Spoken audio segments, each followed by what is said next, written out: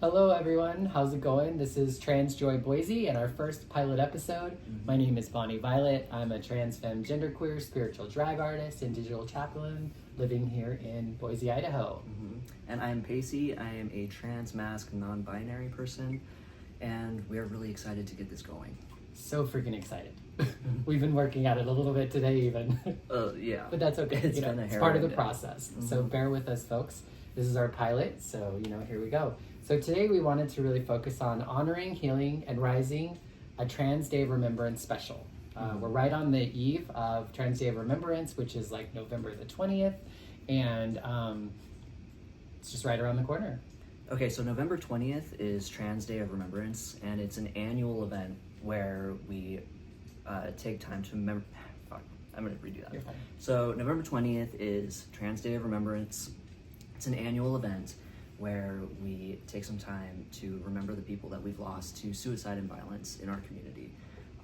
It's usually a pretty somber event, of course, just because of the nature of it. But we are putting on an event this year that is going to be really great, and we're excited to tell you about it. So, you want to tell us about it? Definitely, yeah. I mean, I think, Trans Day of Remembrance is like a big day of like grief and loss centered around trans and non-binary folks, and obviously we need to have space for that, and so that's what we're doing. But we're also kind of adding a little twist to try to see if we can do something with the grief and the loss. So we're trying to transform it with fire.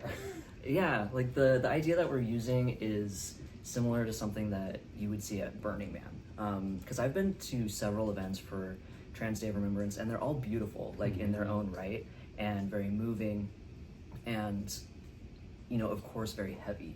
And I don't want to take away from, how serious this is and how important it is. But I want to also be able to celebrate of course the joy, right? But the positive, and have us all come together as a community, especially now after, everything that happened last week. Yeah, well, and I think like a big thing is the thing that I love about this event, like, because Trans Day of Remembrance, it's heavy, it's a difficult thing. But I think the thing that I like that we've done, like we did with the march and that we're doing now, is we're really trying to find ways to create movement within everybody who is at the event. So it's not just like going to an event and listening to someone speak or watching something. People are actually going to get to engage with the temple and be a part of the burning process. And so hopefully it feels like more of an experience than kind of something you're going to go and watch, which is great. But I think it's kind of exciting to think that we can do things a little bit differently. Yeah, that's a really good point. For this, it's definitely interactive, and we've put a lot of effort into making it that way, because you're right, like we want people to feel like they're involved, but mostly I just want people to feel like they have a community and a place where they fit in, because I know right now the fear is palpable and the tension is just, I know every day I'm hearing more things on the news that are just absolutely terrifying. And one of the things that helps me the most is being around people that I know can relate to me. And even in something that's heavy like this, I think it's an opportunity to help bring us together, because I feel like that's one of the only ways for us to really move forward. Right. And this event, it's a giant pillar made of wood, and should we explain that now? I mean, like, it's a pretty pillar. One of the things I wanted to say was, like, I think in kind of part of the process is we're actually building the temple, and so I think for me, one of the things that's been really great is that, the election happened, and there's been a lot of turmoil, and a lot of our community is upset, as they should be, right? But I think sometimes what's been helpful for me is to, like, we're like met with devastation and destruction, and it's been really great to like respond with creation. And so like getting together with a handful of folks and just starting to nail shit together and that sort of stuff has been really kind of a nice action to take, one, just to have, again, to take action in response to something that's happening, but then also I think to be able to just be surrounded by other trans people and people who love us and non-binary folks has just been really great. I agree, and it's like the whole experience so far of building it has been ridiculous and so perfect for, like, it represents a lot of the trans struggle, I guess. We started out with this open facing structure, and it looked really good. I mean, you can see some of the pictures of it on our Instagram and stuff. And if we get fancy, we might put it up on the screen. Yeah, absolutely. We totally could. And it was looking really good. It was enormous, though. I think that was one of the problems, was it was too big. Doesn't matter because it blew away. There was a windstorm and it looked like someone just tore it apart. So we kind of had to refocus, and our burn permit wouldn't allow that large of a burn anyway. So we kind of refocused, and Caden, who has been helping from Gardens of Xanadu, has been just a godsend in this. So great. It's a pillar, and there are all of these like shelving, like shelves, and we're going to encourage everyone to come and interact with it. Like, you can post pictures of people you've lost or write things on the walls, and we're gonna have a box inside with just like a slit in it so you can put in like anonymous letters. And then on the day of, we're gonna burn it, like the whole thing. Yeah. Well, and I think the thing that's kind of fun in kind of describing the temple a little bit more, it kind of reminds me of like a fort you might make when you were a kid. Yeah. You know, not to like belittle it at all, but it's been playful. At least for me, it's kind of reminded me of like kind of the building I would do as a kid. So it's kind of like tapped into that inner child a little bit. So we're like, you know, and it's like probably about 18 feet tall, right? Because it's like 5, 10, maybe 15 to 18. Maybe once the butterflies are on top. That might not be that big. Yeah. Sorry. Maybe like internet 13, maybe, 13. Yeah. But it is like a fort, but dangerous. Like, Yeah. it's a giant, like an octagon shape. And it's really stout. Like, it won't blow away in the next windstorm, but when you go inside, because I had to climb up the inside of it to put the shelves on the very top pillar of it, and there's like nothing in there. It's just like I had 2 2x4s to stand on, and if I missed, like, I was probably gonna break my legs. But it looks nice. It's hollow, but it looks great. Yeah, it looks fantastic. So right. And so what we're doing is, so we're actually now, like, it's almost completely done. You know, right now we're painting it and adding like the last little like polish, if you will, in preparation for people to begin showing up this Thursday, which will be November the 14th. And we'll start opening the temple for people from the general public to come and interact with it. And so what does interaction look like for the temple? Well, we're gonna have probably our last community. I think we're gonna need one final community build day, and that's gonna be this coming Wednesday, so the 13th. And what time would we do that? I would say probably 11. 11 to 11 3-ish. to Like 3-ish, yeah. I think that would be good, and it's mostly just the final steps, you know, just really polishing it, like you said, making sure everything's painted and looking nice. And when we have it open to the public, interaction is going to look like, you know, coming and bringing pictures, maybe of people that you've lost. You can write things on it. You can write the letters, like we said. You can come and just be a part of the community. But also, we have these wooden butterflies that are absolutely beautiful. Gorgeous. And we are selling those. And you can buy one of those. You can paint it. You can do whatever you want. And then the night of the burn, we're going to burn those as well. And we have, you know, one of those for each of the people that we've lost this year. So I feel like just about anything that you would feel appropriate, like maybe you could even draw something, you could paint something and bring it and transfix it somehow.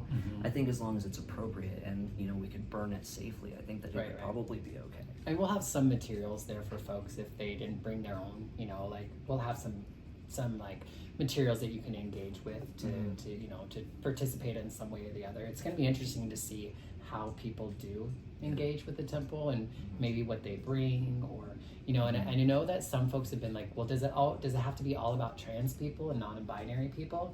And I do think it's important for us to center that, but I also don't think that it would hurt that if you were grieving a grandmother or a close friend or someone else, why not bring that grief along with you? Because I mean, grief is that way. Grief, you don't get to like suss out one thing and put it aside. You know what I mean? It's like it all kind of comes together. And so if folks can utilize this as a time to you send a message to grandma, or your childhood friend, or maybe your puppy. Absolutely. Like it's totally appropriate to do something like that. But we'd also just kind of want to center trans and non-binary stories. So even if maybe you don't have that personal connection, you could still come engage with it with your own personal grief. And then we can also, on the day of the burn, we'll go through and talk about like the lives that have lost, not only in this year, but I think we're also going to spend a little bit of time on specific Idaho stories of folks who have died over the last few years, just to kind of like bring a little light. I think oftentimes we hear about these trans violence, especially like these big murders, things like that. It's like Idaho doesn't make the news for those that much, but we all know trans and non-binary folks who are no longer with us for a number of different reasons. And so we want to spend some time and create some space for that as well. I think that's a really good point. I know that there are several people that I'm going to be, I'm maybe not getting butterflies for each of them, but there are a lot of people that I'm going to be remembering that night. And, not all of them were trans or non-binary, but I'm trans and non-binary and I'm grieving. So I feel like it's fitting.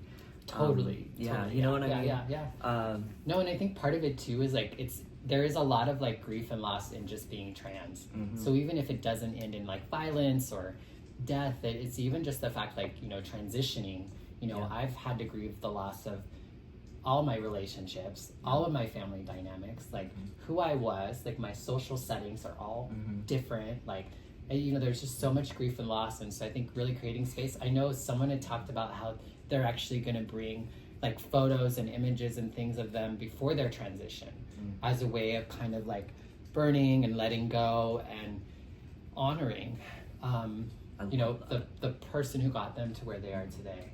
I think that that's really powerful, and I want to, really encourage folks to do the same thing with like the writing of the letters.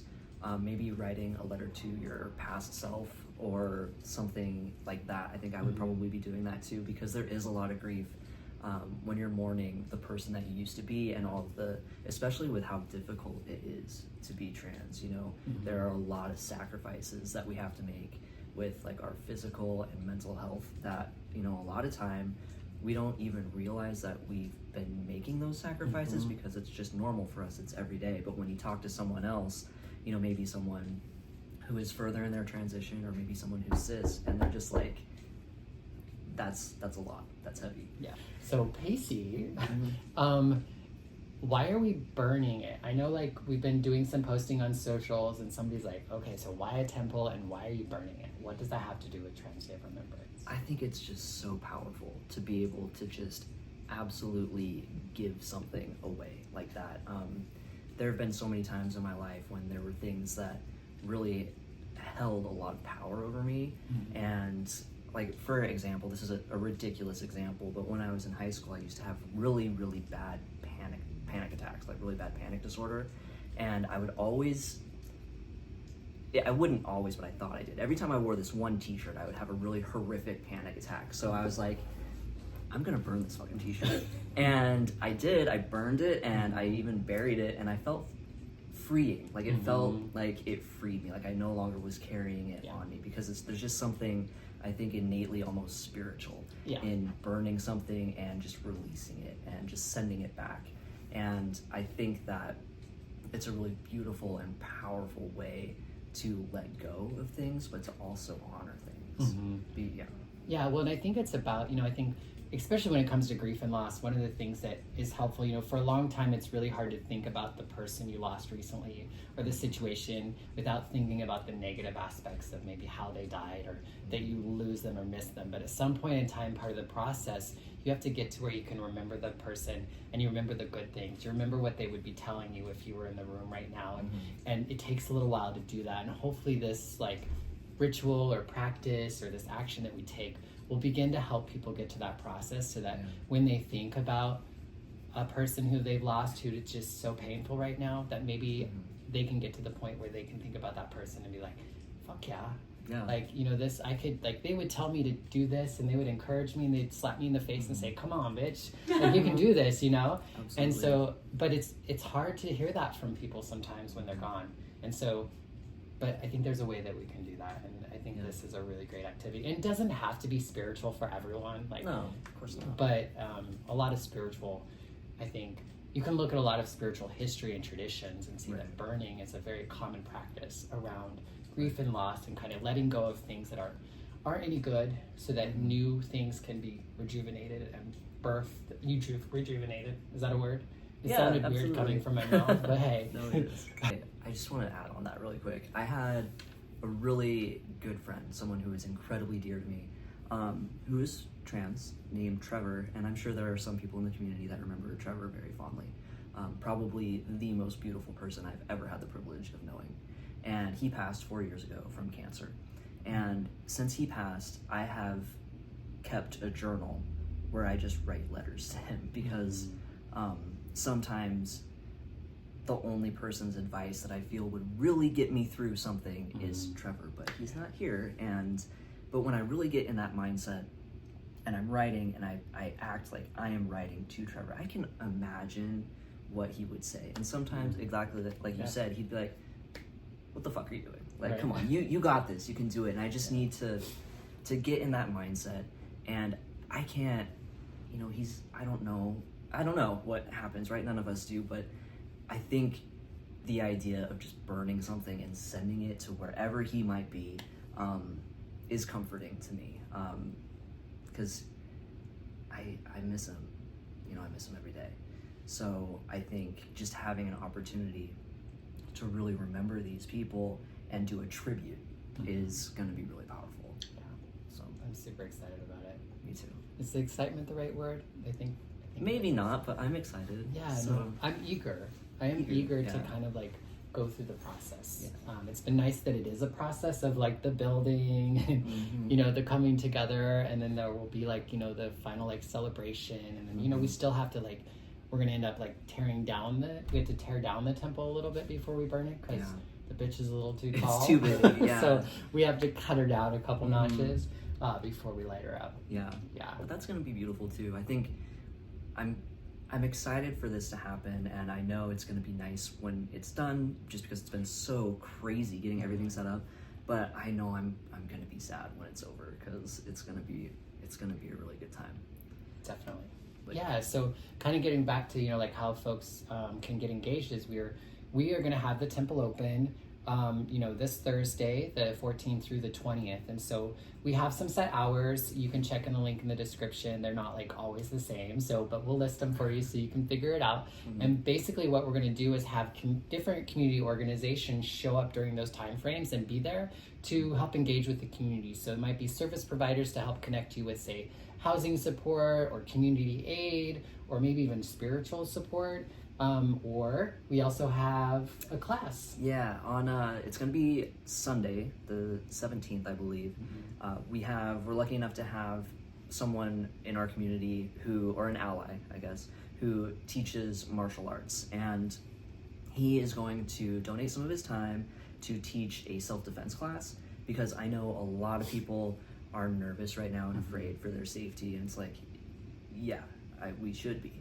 I think most of us have had really scary incidents, and it feels a little better to at least be prepared. So that Sunday at 2 p.m., we're going to have a self-defense class. He's going to have all of the training supplies and stuff, just so we can, come together as a community, but also maybe feel a little bit more prepared, just because things have been feeling so scary lately. Yeah. So if you are a community organizer or part of a group and you want to reach out to the community, this is a great time to interact or connect with them or reconnect.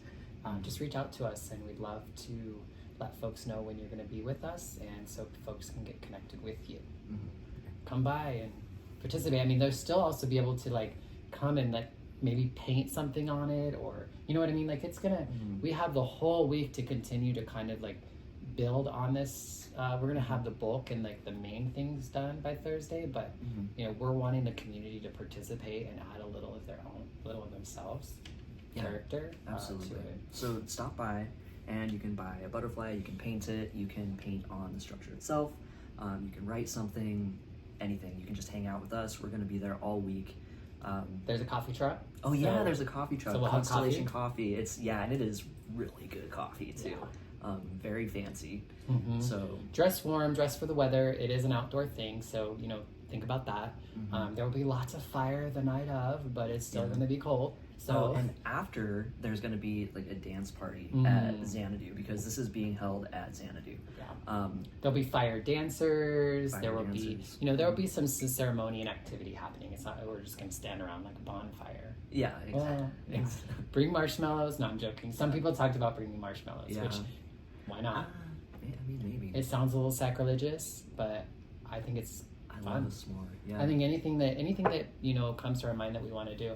I think it's kind of like when we were talking about like we all deal with grief differently. So humor, all that sort of stuff is part of that. It kind of reminds me of when we did the march, and there was an individual who came up to me. They were like walking around, and they were like, because they could write a message on the flower for somebody, and they were like, "Can I write 'Don't do it'?"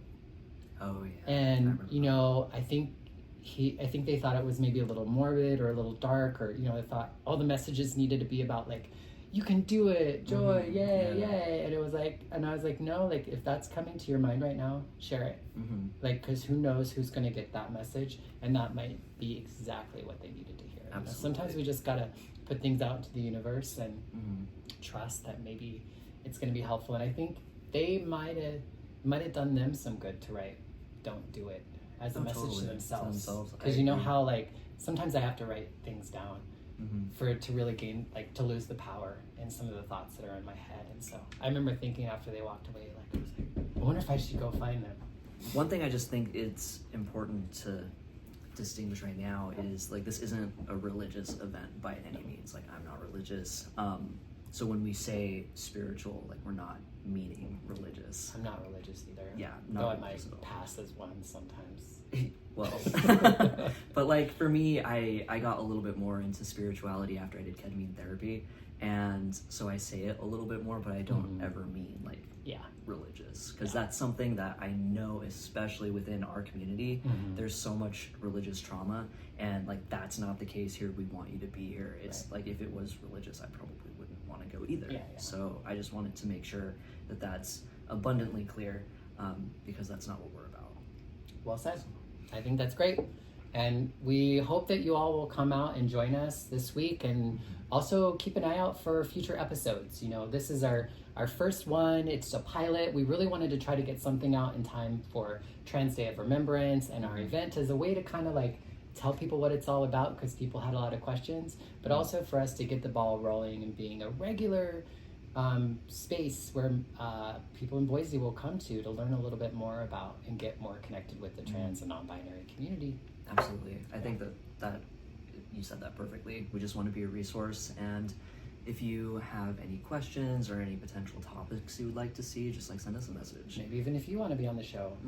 Yeah, exactly. So, because we're just getting started. This was a nightmare to get everything figured out today. We're in my living room. Yeah. But hey, you got to start somewhere. Exactly. All right. Well, take care, everyone.